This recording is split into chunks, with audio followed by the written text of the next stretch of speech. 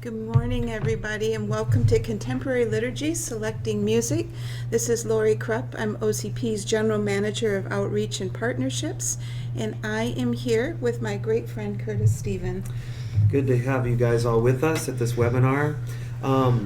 Before we get started, I just want to give you a couple little notes.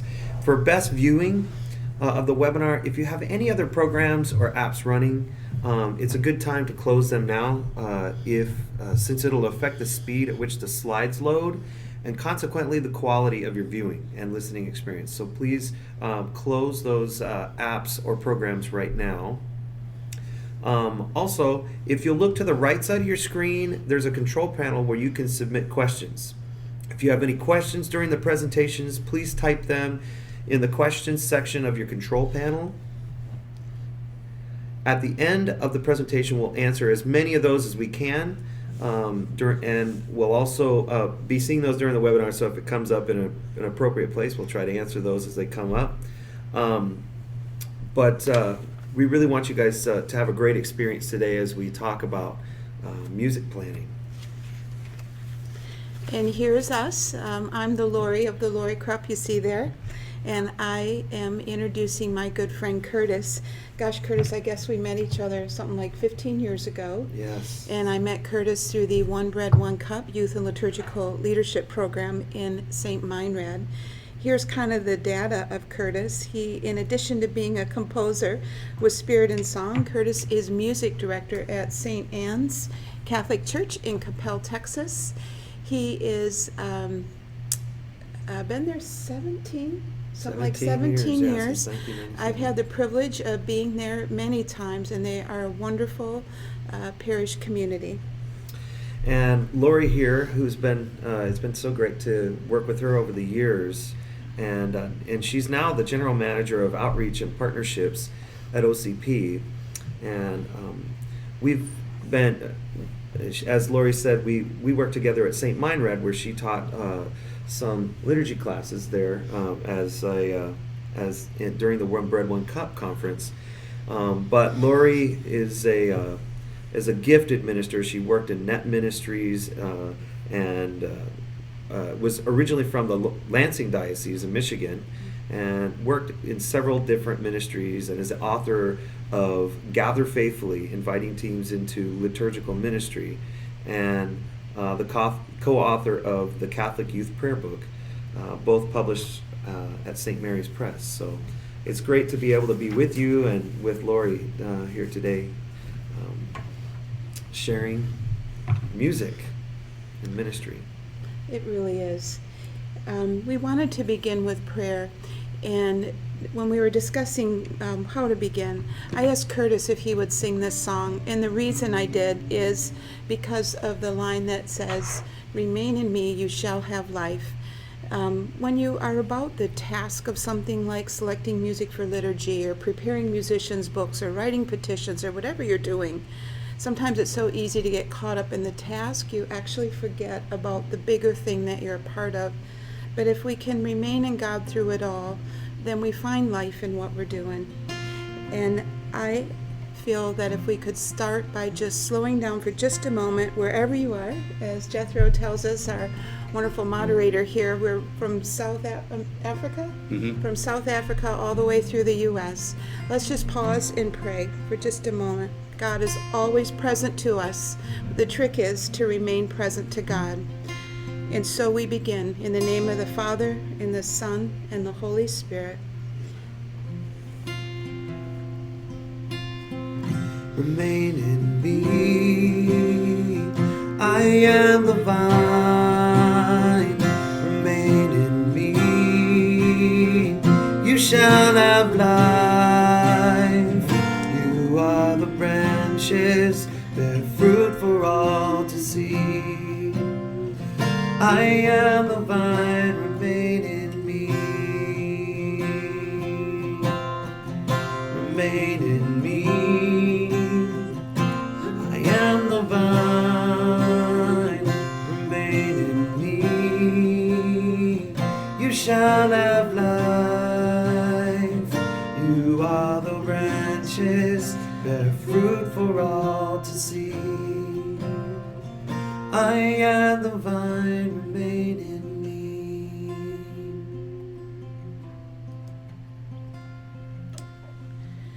This is taken from the document Sing to the Lord, paragraph 49. We changed it to be in the first person. And together, wherever you are, we invite you to pray with us. I am first of all a disciple, and only then am I a minister. Joined to Christ through the sacraments of initiation, I belong to the assembly of the baptized faithful. I am a worshiper above all else. Like other baptized members of the assembly, I need to hear the gospel, experience conversion, profess faith in Christ, and so proclaim the praise of God. I serve the church at prayer. I am not merely an employee or a volunteer. I am a minister who shares the faith, serves the community, and expresses the love of God and neighbor through music. Remain in me. I am the vine. Remain in me. You shall have life. You are the branches, bear fruit for all to see. I am the vine. Remain in me. I am the vine. Remain in me.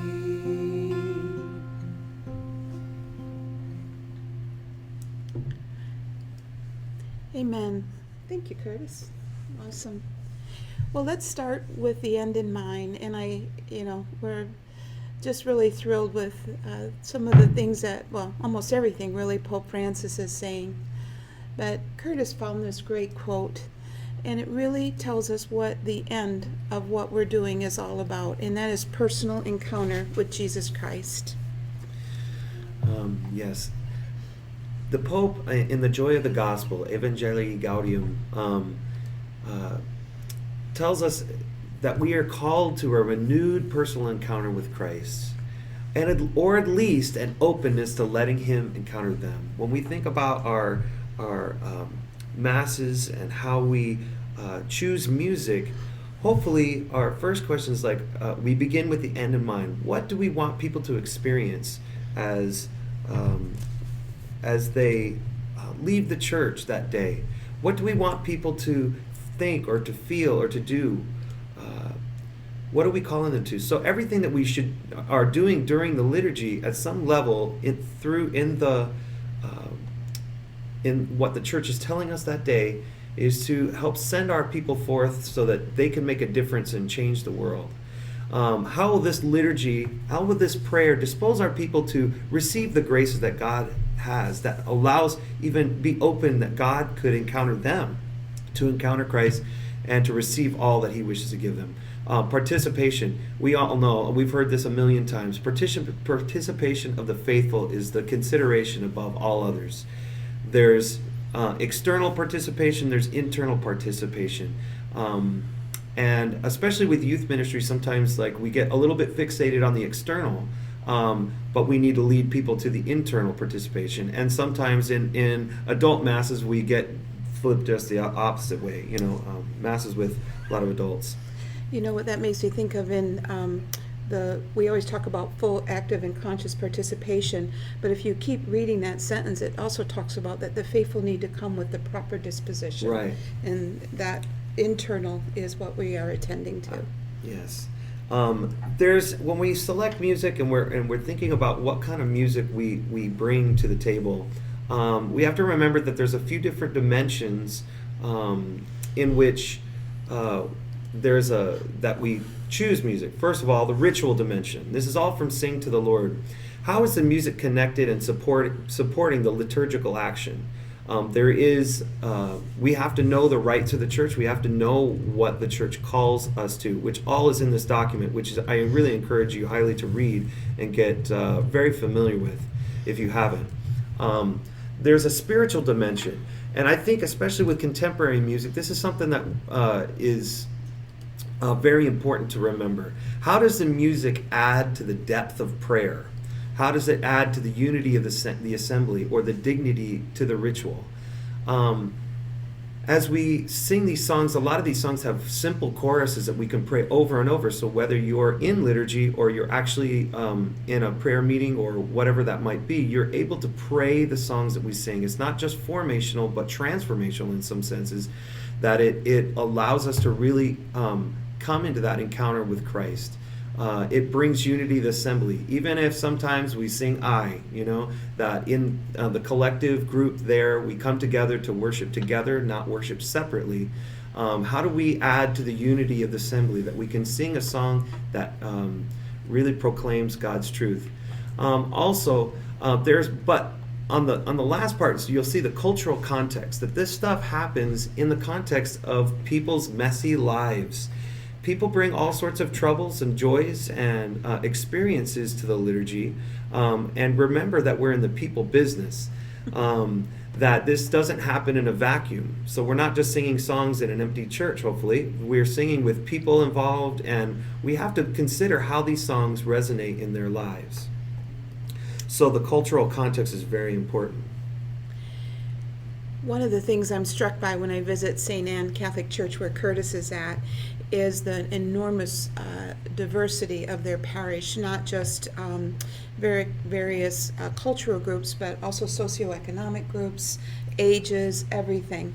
And what strikes me when I'm there, as I am at other parishes as well, is how the church's voice resonates through all of those cultures, those life experiences. I love how Curtis says that, those messy lives that we bring to Mass every Sunday, by the way, including her ministers, right? Yeah. But though, how do we know how the church is speaking? Well, first of all, we can look at, obviously, the readings of that day. We can look at the collects and the prayers of that day. We can look at the antiphons of that day. Curtis, I've heard rumors as well that sometimes the priest and the musician can work together to cultivate a theme for Mass. I've heard rumors of such a thing happening. Don't let that get out. Oh, yeah, okay, yeah. Whatever you do.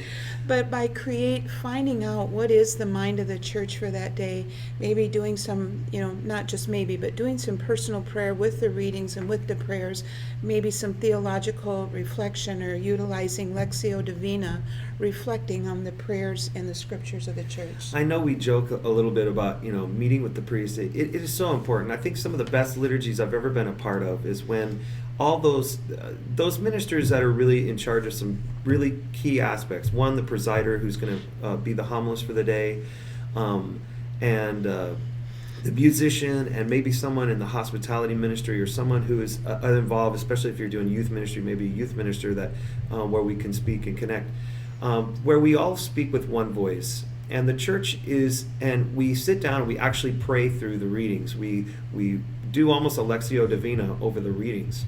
And if you look at this was an aha for me years ago when I heard someone say that when you notice this basic structure of the readings, you'll notice that the Old Testament, the Psalm, and the Gospel are very closely linked. You'll see that the responsorial Psalm is a response to the Old Testament. And then you'll hear the Gospel will echo what the Old Testament said. It's almost like, if you watch the show Lost, you'll hear the backstory, and you'll hear the depth in the prayer, the depth of those stories. And the more we understand what those stories are about, the more we're going to be able to retell the story. You'll notice in the second reading, often, and we'll take a look at this later, the second reading, which usually comes from an epistle, from a letter, you may see like 1 Corinthians 3, and then it'll read 9 to 31. And then the next week, it'll be 32 to 36. Those readings tend to be very programmatic. So when you look at your readings, take a special note, not to disregard the epistle by any means, but to take a look at the Old Testament, the Psalm, and the Gospel, so that you can kind of see what is the church trying to tell us today. And then look at the opening prayer, the collect, where we and the entrance antiphons, the communion antiphons, the gospel acclamation. Another great place to find what is the church trying to tell us today. It's helpful as well. Sometimes we can get in the rut of planning one liturgy at a time, one mass at a time. But it can be really helpful to really look through, before you begin one liturgy, read through the readings of the season that you're in. Read them, pray with them, let them sit with you, and then begin your planning, and look at the whole of the season rather than one Sunday at a time. In any musical setting, you have to remember that whether it's the contemporary music or any other liturgical setting, there's three judgments by which we kind of make to be able to understand what works in liturgy. There's musical judgments based on, like, is this melody singable by the congregation? Is it is the music itself worthy?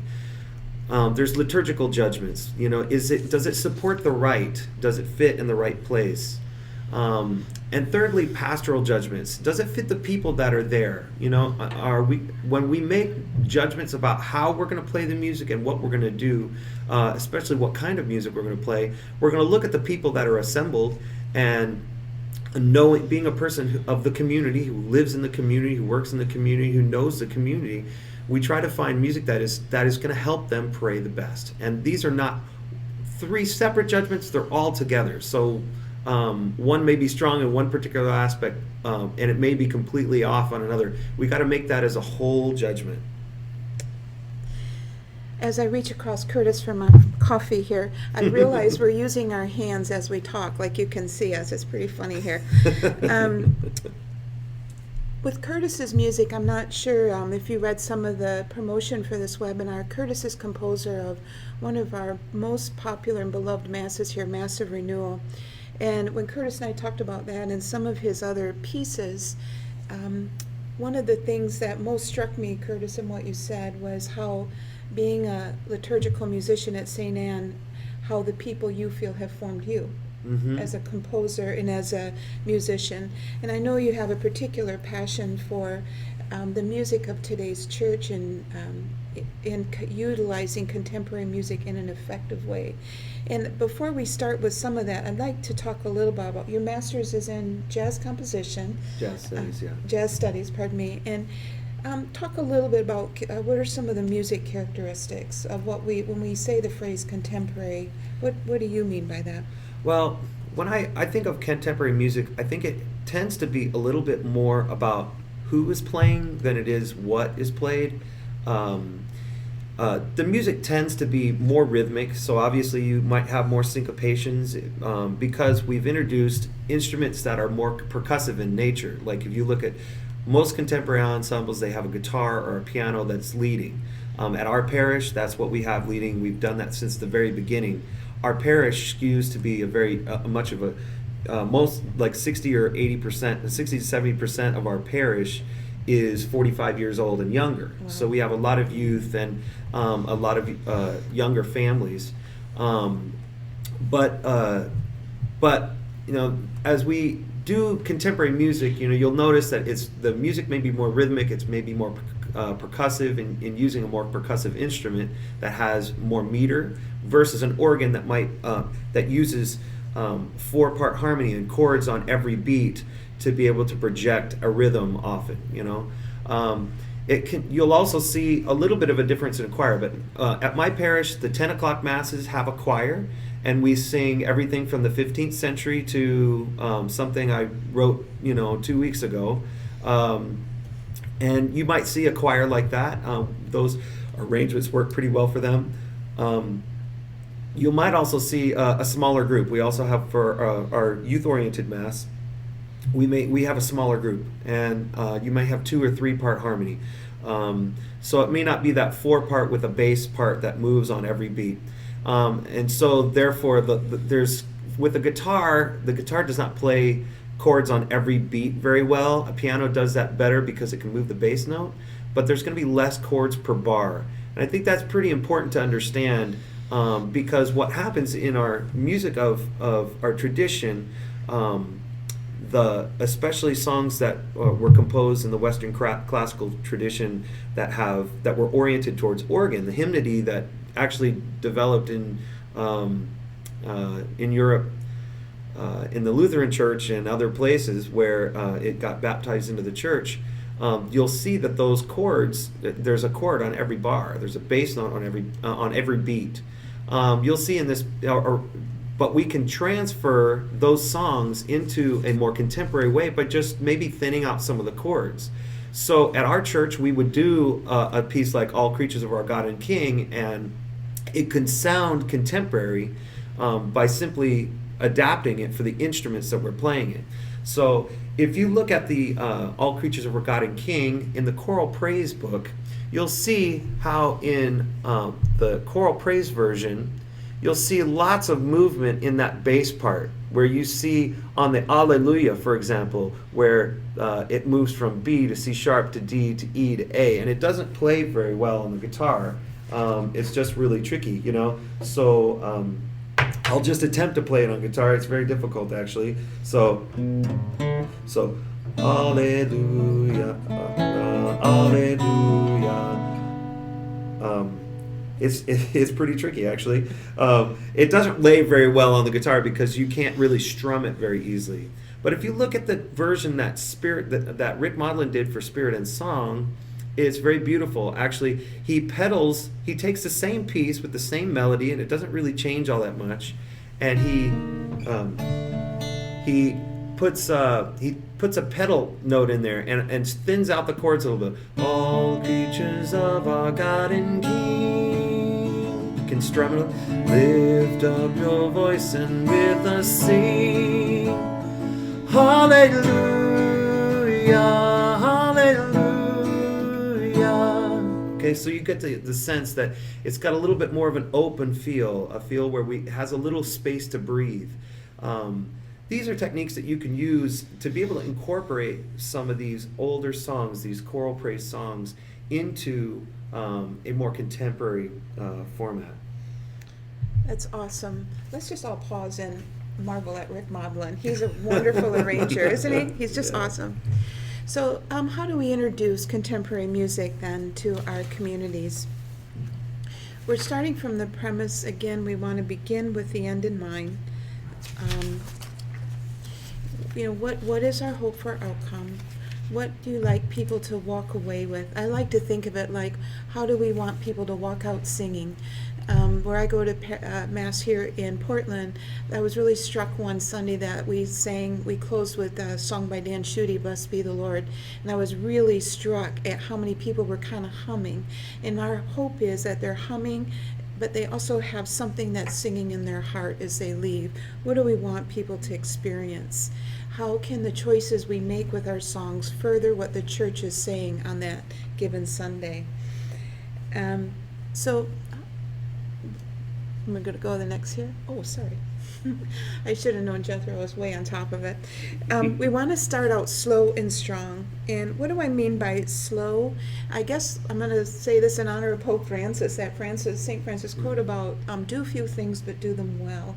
If you're beginning to use contemporary music in your liturgy, start with one or two and start well. Know the music very, very well. We want to rehearse. One more time, rehearse. Say it again, rehearse. And yet I say again, rehearse. One thing I've noticed is I've been in a lot of parishes where perhaps a congregation is singing a bilingual song. And a lot of times for someone like me who doesn't speak Spanish, when I'm singing a song or a phrase in Spanish, I sing timidly. I've noticed the same dynamic sometimes when people are singing contemporary music for the first time. There can be a timidity about how to enter into this different kind of style. However, if the choir is standing straight and strong, if they've been rehearsed, if they know the music well, the congregation tends to follow their lead. If the choir's kind of hunched over, nervous, really strongly music dependent, then the congregation imitates that timidity. And I'd like to add one more thing to that is so if you're confident that this can work, then your people will, as Laurie said, your people will be confident. But second of all, it's like you got to stick with it. Don't give up on it too soon, because in the church we measure change in centuries and millennia, and so you picking a song one week and thinking it's going to change the world and it's going to set the world on fire, and then it doesn't happen. I know we can get that sense of like, oh my gosh, we need to change our course, but really in the big picture, we need to just be prudent in what you choose. That can be used in several different settings, not just maybe one setting, but maybe in a couple different settings, and stick with it over the course of a month or so. One example for me of a great choir was I was in Miami a few weekends ago, and I went to St. Catherine of Siena. One of our composers, Laure Krupp, is a music director, and I really appreciated how well he led his congregation and how well his choir was prepared. There was, as me going in, and I actually went there to surprise him, I was really, really struck by the people were ready to sing, and they stood strong like Albert's choir stood strong. The other thing I noticed about what he did is he really created an environment.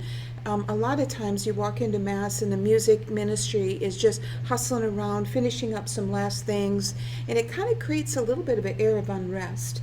But what Albert did, by being ready, you walked into a peaceful thing. And Curtis, I was in a situation where my mom was my first choir director. Oh my gosh. Yeah, that was fun. And I was a teenager at the time.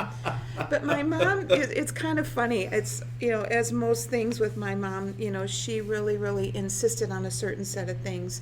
She was like, you know what? Everything you do up front is a message to the community. Everything you do. And she insisted that we were done rehearsing and everything by 20 minutes to. She insisted that everything we did be prayerful from that moment on. She was really hung up on not finishing the opening song and then quickly turning your pages, but finish the opening song, turn to participate in the opening rite, and then only as you turn back to begin the next do you turn your page. She was very insistent that everything we did actually really, really reflect the dignity, as you were talking about all those earlier. little things, create a larger experience. Yes. All those little minor details is Absolutely. what makes them. We are, as our prayer said, we're first of all worshipers, and we can't forget that around that bustle. Where can we place a new contemporary song? For congregations first beginning to use contemporary music, I think that a lot of times the best place can be at presentation or as a second communion piece. I personally feel like it's really important that the gathering song be a song. I like to think of it like all the communities kind of falling into the song. They know it, and immediately they feel like they belong there. We all have our kind of charisms for our different masses, yet our music can be one way the communal sense of who we are as a parish can be reflected. The communion and recessional should also be songs that the community is more known and they can sing, that they aren't really music dependent. But during the presentation, the second communion song, the congregations are able to be seated, they're able to be holding music and kind of learning the words, and then those songs can be used elsewhere. One little thing on that is that, too, I think sometimes people think that the gathering song has to be a huge bombastic fanfare kind of thing at the beginning, and I think sometimes as we choose music and as we sometimes just ramping up into it it's a beautiful experience to warm people up into the experience of singing, to give them a chance to find their voice. I agree. I think, in the weeks preceding the first use of a song, you can, the 10-15 minutes before Mass, begin with the song, just that you will be teaching the congregation later. You can also look at playing a song that you are about to teach. Well, here's a routine that I used to do. I begin with the song that I would be teaching, and then in a few weeks, then I would sing through completely a song that I was about to teach, and then a few minutes before the Mass began, I would teach it to the congregation. If you aren't teaching new music, you can use this time to play music that complements the theme of the Mass that you're going to be going through, and it's another way to get a congregation accustomed to the sound of contemporary music. There's some common pitfalls that we often fall into, especially as we look at contemporary music and what it does and how that works in the liturgy. Sometimes we listen to a song on the radio and it sounds great. And it may be actually a great song that could be used in liturgy, maybe even in the Spirit and Songbook. But often we end up doing the radio version of it, like we play it in a radio way. So in other words, it's a 3-minute song that has the bridge and has all the cool bells and whistles. And sometimes we get fixated on that stuff. And I think that's a real danger. In any of these songs, it's really how we pray the song. And going back to our basic principles, how do we execute it in a way that really helps people pray and is suitable to the liturgy? So sometimes we sing it in the key that makes my voice sound good. One thing I'm very proud of at our parish is that, like, I think our choir sounds pretty good, but I'm really more proud of the fact that our congregation sounds so good in our room. That's I think the mark of a good minister is that the congregation sounds good. So sometimes that means you have to sacrifice a step or a step and a half for the congregation to be able to sound great on it. Or the choir sounding great on it, right? That everybody applauds at the end. And it's so easy to get caught up in how do we sound that we forget what is our main mission. Participation of the faithful is a consideration above all others. So remember that as you're playing your music. Working in isolation. When I was talking to my friend Steve Angrisano, and we were having this conversation about messaging and how when you go to a mass, a lot of times Father has a message because we didn't meet together. Father has a message in his homily. The person who did the liturgy resources, who put together the intercessions, has a whole nother set of things. And my music sounds different because I'm picking whatever I want to pick. And so 1 + 1 + 1 = 0, because when people leave, they don't know what we were even talking about. They lose the message. So we want to focus in our message and work as a team. Sometimes we say, well, I like it and the kids like it, so we'll do it. But is it really appropriate for liturgy? We have to use those principles that we learned and sing to the Lord, and work together as a team. We need to work against working in silos. Find ways to pray together. Find ways to interact with the community, so that you're not working by yourself as a music minister on your own. Some people think that contemporary music means out with the old, in with the new. And that's a common pitfall. The reality is that our tradition is like a tree that has deep roots planted near a running stream, but yet yields new fruit. So we want to bring forth the best of the old and the best of the new. Obviously, using instruments that can be used in liturgy, providing they could be rendered skillfully and suitable for liturgy. So we don't want to put a teenager who just picked up the guitar last week in front of a bunch of people to try to play and expect them to render music skillfully for liturgy. There's an art to it. We got to rehearse. Sometimes you might just plug in your favorite worship song, or that every song has to be contemporary. That's just not true. We recommend that you, as Curtis is talking about, have a repertoire that reflects the entire congregation. Contemporary music is a powerful tool, but it's one tool. And every Mass has that unique charism, but again, as we said earlier, the music is a way that the whole life of the congregation can be reflected in all of your Masses. How do we introduce? Again, we want to review what Curtis said at the beginning. Begin with the end in mind. We want to reflect on the reading and the prayers of the Mass. So now we're going to plan some music. The email you received from OCP has a couple of planning guides. They can be downloaded as well from the control panel there on the right side of your screen. By the way, if you're wondering, where these sheets are awesome, where do they come from? They're from OCP's Today's Liturgy magazine, and it comes out seasonally, and it has some excellent planning tips and resources.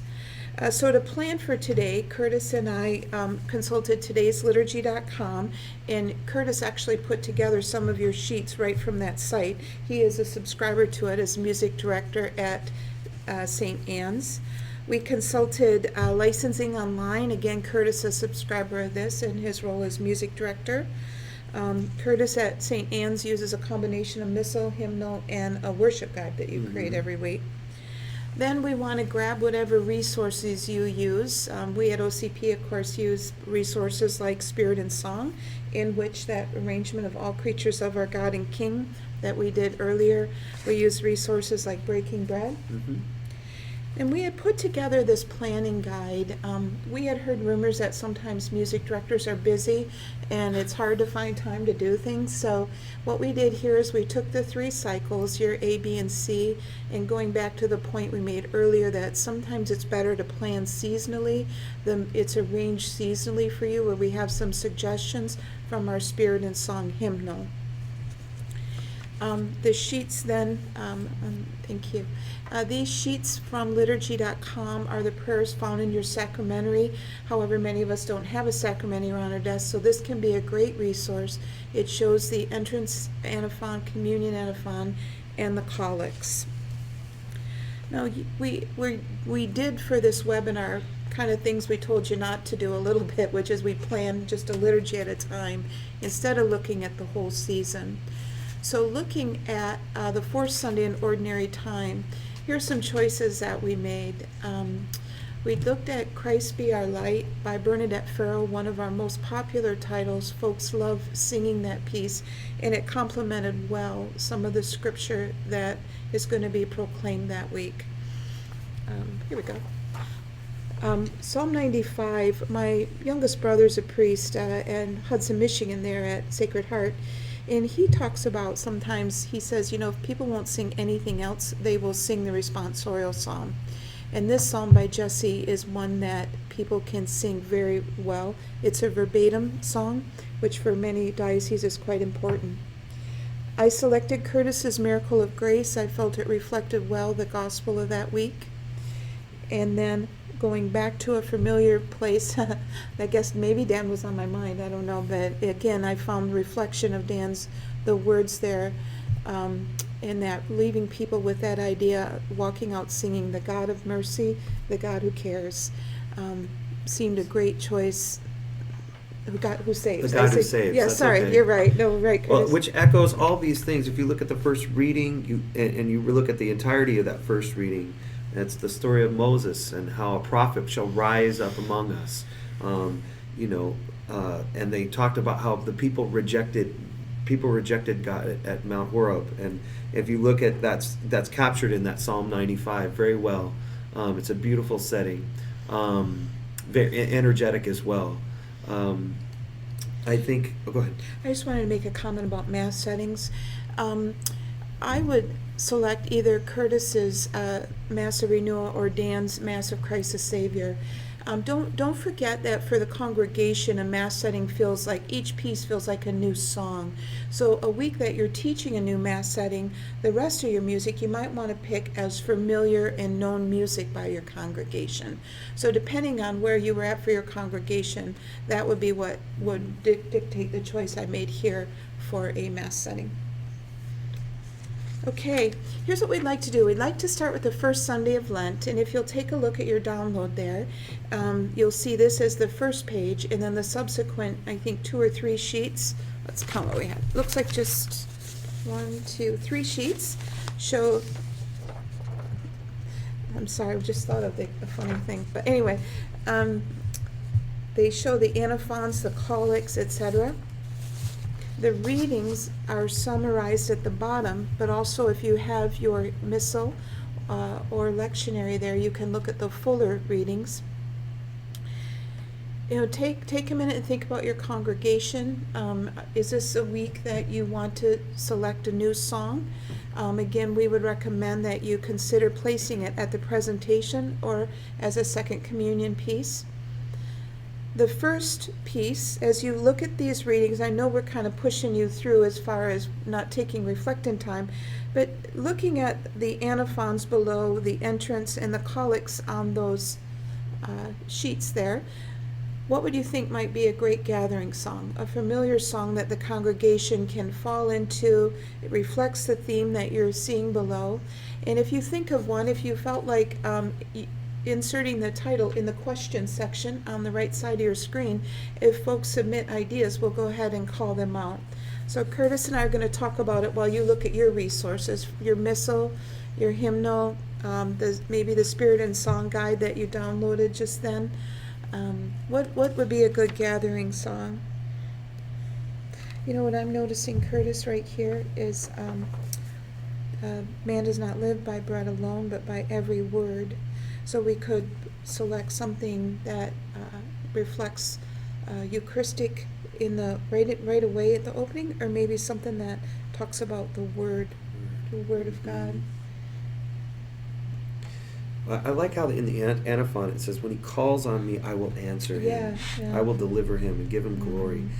You know, I know some people like it. My pastor requests it every year. The Hosea, you know that song Hosea, that is a really beautiful, and there's ways that you can play it to really, people sing that at our parish a lot. Curtis, one suggestion just came in that I really like is the song "In This Place." Mm-hmm. That might be a great opening, and it does reflect what you're saying there as well. Mm-hmm. Looks like we got one. Okay. Digo di Señor. Thank you. Digo di Señor. Be a wonderful gathering piece as well. Let's turn our attention then, presuming most of us these days are selecting verbatim songs, let's turn our attention to the presentation piece. What would be a new piece, Curtis, that Curtis's congregation is different, say no, but a contemporary piece, this would be a place where you might teach something new. Another way you can use the presentation time is having your choir, again, sing a piece that you're going to be teaching the congregation later. So again, reflecting on the theme, what do you think might be a good presentation piece? The contemporary? What's the group? We are consulting now our Spirit and Song Liturgy Planning Guide.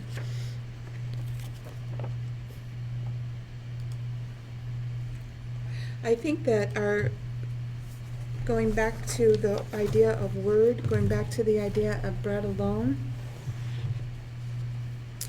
someone is suggesting the title "Seek Ye First," which might be a wonderful piece for presentation.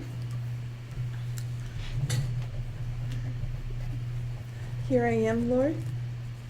Another piece by Dan Schutte. I certainly grew up singing. Beautiful presentation of ourself to the Lord. A couple communion. Let's move to the communion procession. The first song may be more known and easily sung by the congregation. The second song, a place to introduce a first piece. I love how congregations respond to John Michael Talbot's "I am the bread of life." And I see the words of that really powerfully reflected in both the gospel acclamation here. It's a refrain that people can sing easily while they're in the communion procession.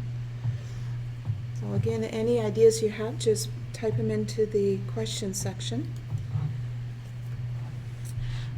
Oh, here comes another one. We bring our gifts to your altar. It's a great one.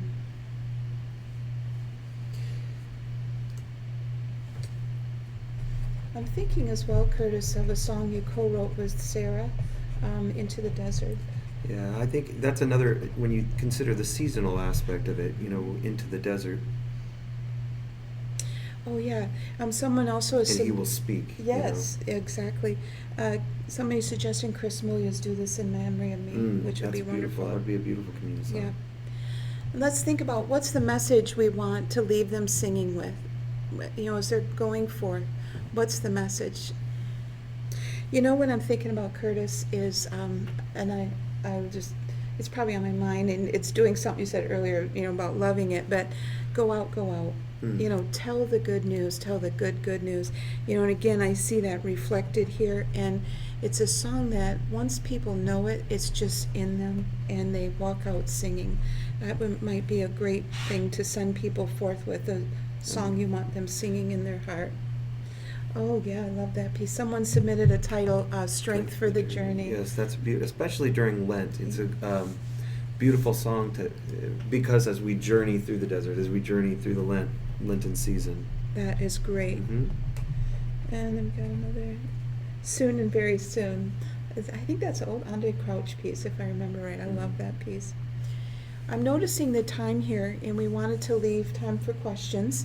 So if we could, what we'd like to do is just hint at the next, the Sunday that we were going to plan was the third Sunday of Lent. And again, take a look at this. Our challenge to you would be sit down and reflect on the entire Easter season, which a lot of times for music directors, after the stress of planning for the Paschal week and Easter, we just are like, oh, and we think of Easter as over on the very day that begins the Easter season. And we really challenge you to sit and read through the Easter season readings and prayers as a whole, and really plan that most beautiful, beautiful season that so often gets lost. A season is a really good opportunity to find a contemporary song that kind of weaves through the various weeks. So we've got seven weeks of Easter, that you might be able to weave a song that might occur more than once, throughout the season. I love that. That's really great. If you have questions for us, we set aside the next 10 minutes to answer. However, questions we don't get to, we will be replying via email, so no question will go unanswered. Curtis will do it all. So just go ahead and utilize the right side of your screen there, and we will take a few questions. All right, so we've got a couple of great questions here. First up, how do you pair up a memorial acclamation with a particular liturgical season? Do you have any suggestions around that? Well, I think it kind of depends on the music. It kind of depends on the acclamation itself. In Lent, I tend to use Save Us, Savior of the World from the Mass Renewal. I'm a little biased, I guess. And during other seasons, maybe during the Easter season, we proclaim your death, O Lord, and profess your resurrection. So I use that sometimes during the Easter season. Ordinary time, typically we would end up using when we eat this bread.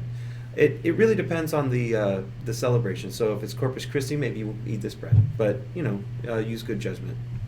So there's another question that kind of weaves itself in and out of a couple different questions that people asked, and that is preparing music for faith formation classes or high school liturgies. And the real crux of the question is, how do we differentiate between praise and worship and sacred music, and how does that affect our preparation for those liturgies? Well, I think it's kind of a fuzzy line, and I think there's a lot of people that have a lot of different thoughts on that. My personal thought is a lot of the songs that are in contemporary of nature, in nature, I think are still sacred music, music that is set apart for God. I think there's a sense that if they're really suited for communal prayer, they're really suited for the rite, the liturgy in itself, using those three judgments that we look at. Beyond that, I think we have to look at how it fits the overall effect of what we're trying to do. Again, there's a lot of songs. There's a wealth and treasure of songs out there, but we just have to use judgment in the sense that what is our community capable of praying and singing. Certain songs, I think, actually, some praise and worship songs are actually more scriptural than some of the other songs that I know. That better is one day in your courts, better is one day in your house, for example, is right from the Psalms. So I think it really we have to use judgment and discretion to be able to take it from one place to the next. But the fact that people know it and sing it, and as long as it supports the ritual dimension and the spiritual dimension, and it fits in the context of the culture, I think there's an element that we, that there's a lot of possibilities.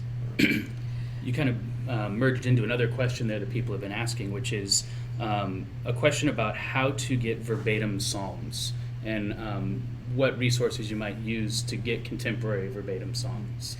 Well, watch us, because Curtis and I were talking last night. Spirit and Song is developing a verbatim resource.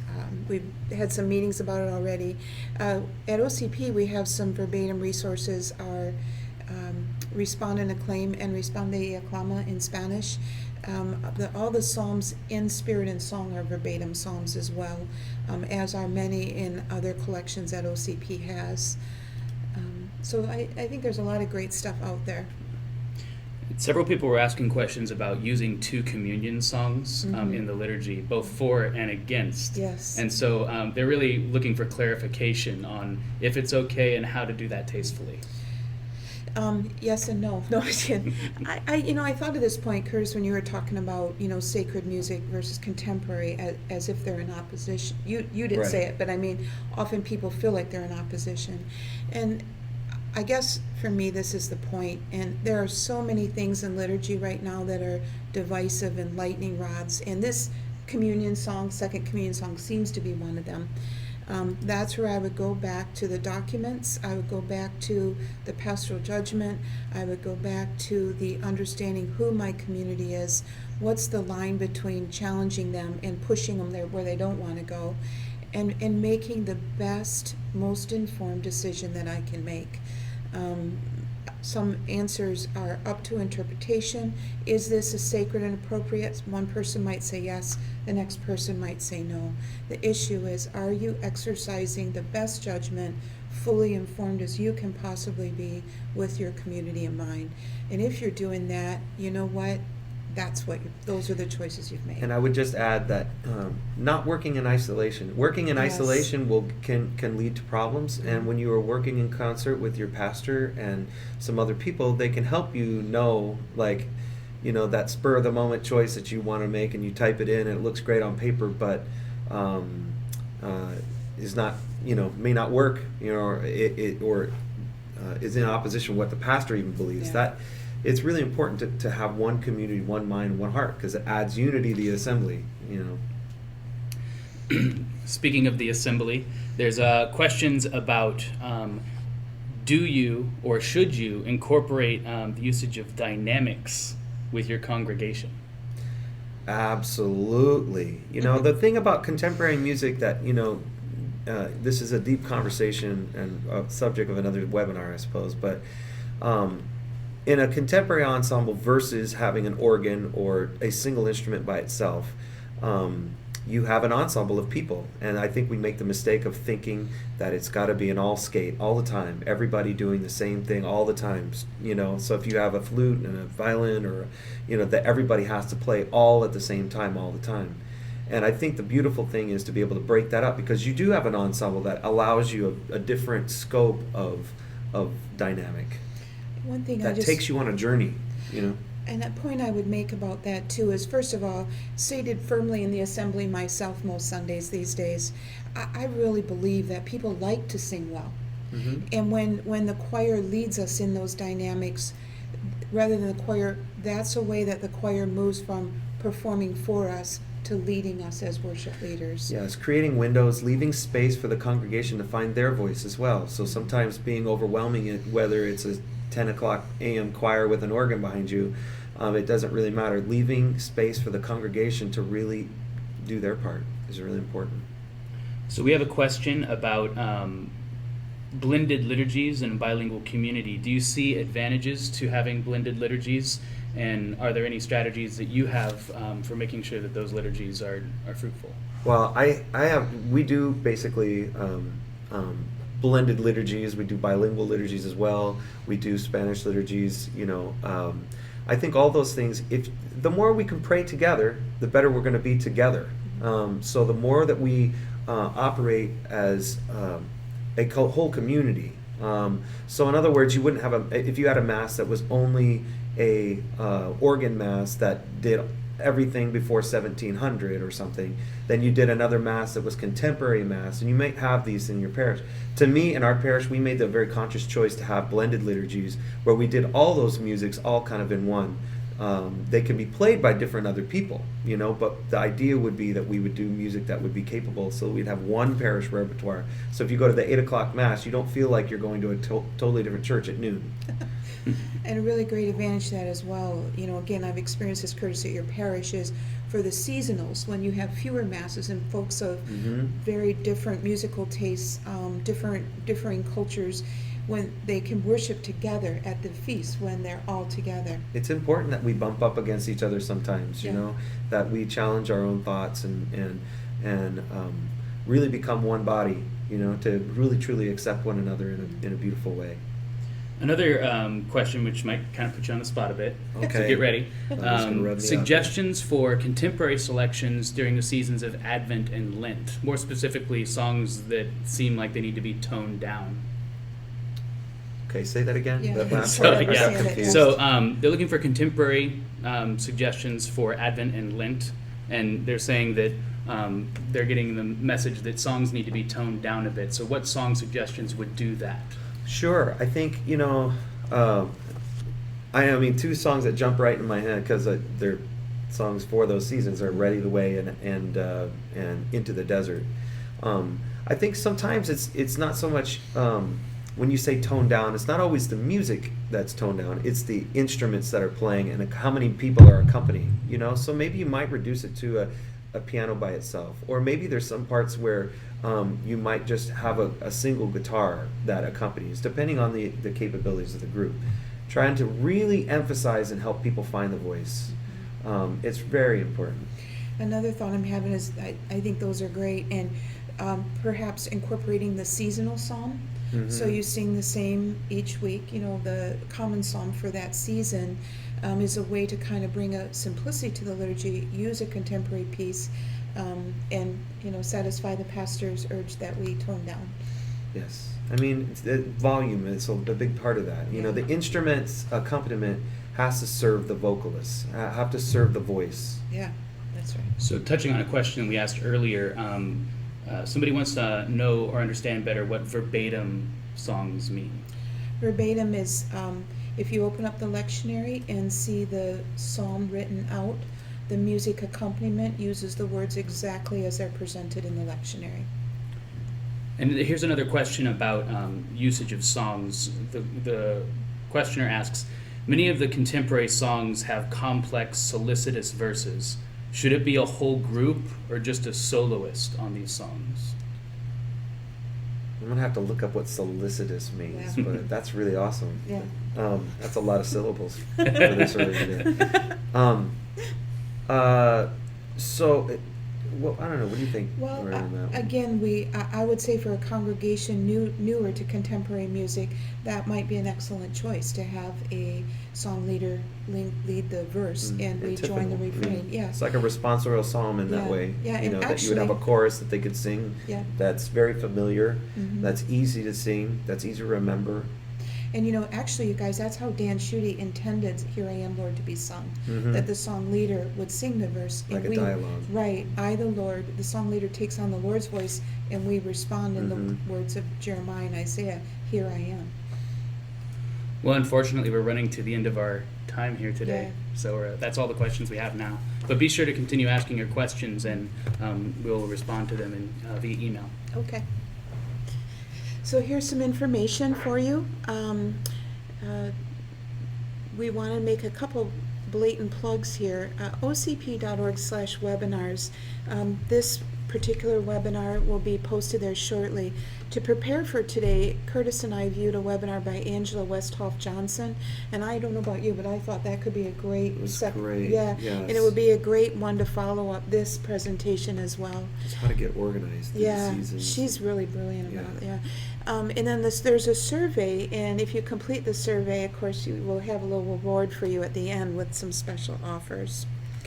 If we didn't answer your question that you submitted via the questions, you'll be receiving an email from us with some responses.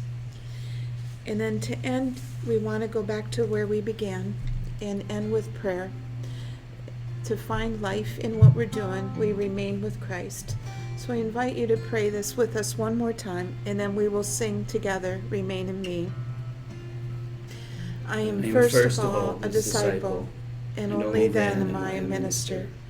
Joined to Christ through the sacraments of initiation, I belong to the assembly of the baptized faithful. I am a worshiper above all else.